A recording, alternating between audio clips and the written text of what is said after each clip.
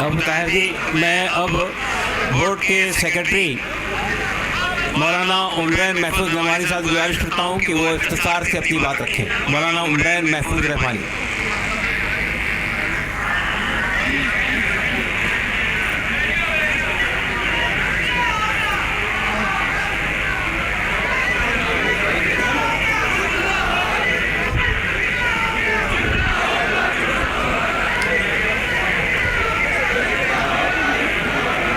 بسم الله الرحمن الرحيم وبه نستعين والصلاة والسلام على سيدنا محمد أشرف شمس الهداية واليقين. صدر محترم حضرت مولانا خالد سیف اللہ رحمانی صاحب کی قیادت.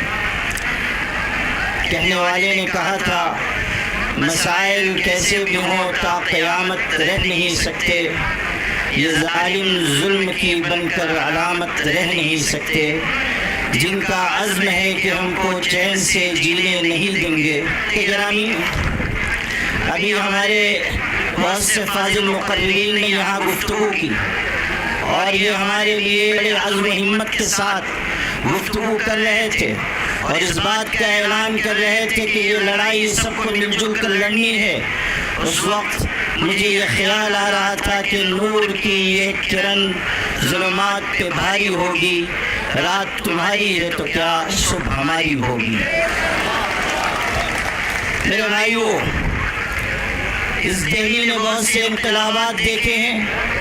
ایک وہ بھی انقلاب دیکھا اس دہلی نے کہ جب اپنے حق کی لڑائی کے لیے ہمارے کسان بھائی آئے اور انہوں نے حکومت کو اپنے آگے جھکنے پر مجبور کیا. میں یہ بتانا چاہتا ہوں کہ ہمارے کسان بھائی روزی روٹی اور جان کے مسئلے کو لے کر آئے تھے. وقف کا معاملہ ہمارے ایمان کا مسئلہ ہے، اس لیے ہم کسی بھی قیمت پر اس میں حکومت کی مداخلت برداشت نہیں کریں گے. میرے بھائیو، اس ملک کا برسر اقتدار طبقہ جس راستے پر جا رہا ہے اس سے ملک کے باشندوں کی تشویش بڑھتی جا رہی ہے. ہمیشہ یاد رکھیں، خاندانوں کو توڑنے والی چیز ہے. نفرت کے راستے پر جو لوگ چل رہے ہیں اور ملک کو چلانا چاہتے ہیں وہ جان لیں کہ اس میں ملک کی سالمیت اور بقا نہیں ہے.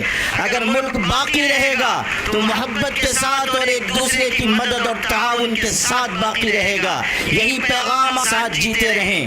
ہمیں اس بات کی، ہمارے لیے یہ بات نہایت افسوسناک ہے کہ جوائنٹ پارلیمانی کمیٹی نے وہ رویہ اپنایا، پہلے دیا ہے. اس نے یہ واضح کر دیا کہ وہ امینڈمنٹ بل میں ترمیمات کے لیے سنجیدہ نہیں ہیں بلکہ وہ کسی مخصوص ایجنڈے کے اوپر کام کر رہے ہیں. ہماری طرف سے یہ بات جب کہی گئی کہ ہم اس سلسلے میں آگے بڑھیں گے اور احتجاج ہو سکتا ہے اور یہ بھی ممکن ہے کہ شاہین باغ کی طرز پر کوئی احتجاج کیا جائے، تو کہنے والے ایک شخص نے کہا کہ جلیان والا باغ کو نہیں بھولنا چاہیے.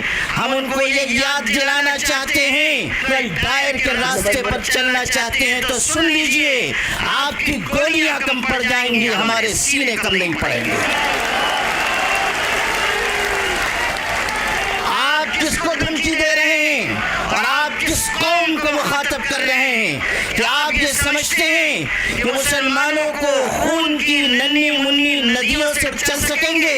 سن لیجئے، ہم وہ ہیں کہ خون کے بحر قلزم سے گزر کر بھی داستان عزم و عزیمت لکھ کر آپ کو دکھا دیں گے. میرے بھائیو، آج یہ بات کی جا رہی ہے کہ نہ دیں گے. اس وقت کیا ہوا تھا میں یاد دلانا چاہتا ہوں. جب گولیاں چلائی گئیں تو وہاں پر ہندو بھائیوں کی، سکھوں کی، مسلمانوں کی لاشیں ایک دوسرے کے ساتھ ملی ہوئی پڑی ہوئی تھی. آج بھی ہم اسی راستے پر ہیں اور آپ اگر انگریز کے راستے پر جانا چاہتے ہیں تو سن لیجئے، اتیاچار کرنے والے کبھی اس دنیا میں عافیت کے گزار سکتے. اگر آپ انگریزوں کا راستہ چننا چاہتے ہیں تو سمجھ لیجئے کہ آپ کا انجام بھی وہی ہوگا جو انگریزوں کا انجام ہوا تھا. آل انڈیا مسلم پرسنل لا بورڈ اس मुल्क के मुसलमानों का सबसे मुत्तहदा और मुश्तरका प्लेटफॉर्म है। अगर वो ये आवाज़ दे रहा है कि वक्त तरमीमी बिल को वापस लिया जाए तो हुकूमत को इस बिल को वापस लेना चाहिए। ये मत समझिए कि सिर्फ चंद हजार मुसलमान जमा होंगे और बात मुकम्मल हो जाएगी। All India Muslim personal law board आवाज़ देगा तो पूरे मुल्क के मुसलमान बल्कि इंसाफ पसंद शहरी मुस्लिम पर्सनल लॉ बोर्ड की आवाज़ के साथ आवाज़ मिलाएंगे। इसलिए आप सब भी इस बात का हाथ उठाकर अज़्म कीजिए कि मुस्लिम पर्सनल लॉ बोर्ड जिस तहरीक का भी ऐलान करेगा आप सब उसका भरपूर तरीके से साथ देंगे। आप इस रोजे की हालत में इस बात का अज़्म कीजिए कि हम इंशाअल्लाह अपने हुकूक की लड़ाई आखिरी सांस तक लड़ते रहेंगे। इस हकीकत को हमेशा याद रखिए कि अपने हुकूक की आवाज़ जितनी देर से उठाई जाती है उतनी ज़्यादा कुर्बानियाँ देनी पड़ती हैं। इसलिए अगर आज हम आए हैं तो अपने अंदर एक कुर्बानी का जज्बा भी पैदा करें और ये पैगाम पूरे मुल्क तक पहुँचाएं कि हमें इस मुल्क को भी बचाना है, इस मुल्क में मोहब्बत के पैगाम को भी आम करना है और सबको साथ लेकर हमें उस सिमत में जाना है जिसमें मुल्क का भी भला हो और हमारी मिल्लत का भी भला हो। आपकी ये क़यादत जो यहाँ मौजूद है, अगर आप इसे बूढ़ी और बुज़दिल क़यादत समझते हैं तो सुन लीजिए, आज ये यहाँ बैठे हुए हैं लेकिन कल अगर अल्लाह ने ऐसा मौका दिया कि हमें इस लड़ाई को आगे बढ़ाना पड़ा तो आप देखेंगे कि ये क़यादत कलम और कागज़ छोड़कर हथकड़ियों का भी इस्तक़बाल करेगी और अपने सीने खोल देगी और आपकी लड़ाई आखिरी सीढ़ी तक लड़ी जाएगी। इसीलिए मैं ये कहा करता हूँ अपनी क़यादत के बारे में कि ये अलग बात है कि चुपचाप खड़े रहते हैं, फिर भी जो लोग बड़े रहते हैं। ऐसे दरवेशों से मिलता है हमारा शजरा जिनकी ठोकर में कई ताज पड़े रहते हैं। व आखिर दावाना। बहुत बहुत शुक्रिया मोहतरम मौलाना उमरैन महफूज रहमानी साहब।